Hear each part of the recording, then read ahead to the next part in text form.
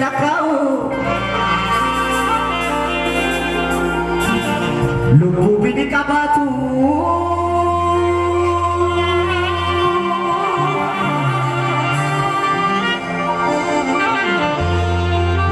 lubu bini kabatu sumafan golanana biya ko falmedu en tanda sabiruta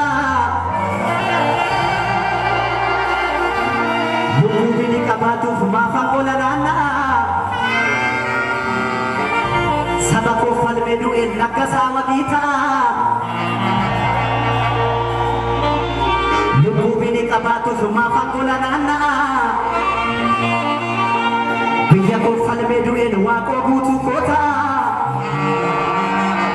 Adi cerita musim bune kota lubu bini kabatu sumafan golanana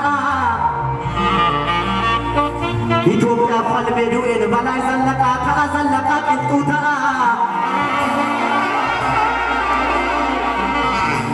lubu bini kabatu sumafan golanana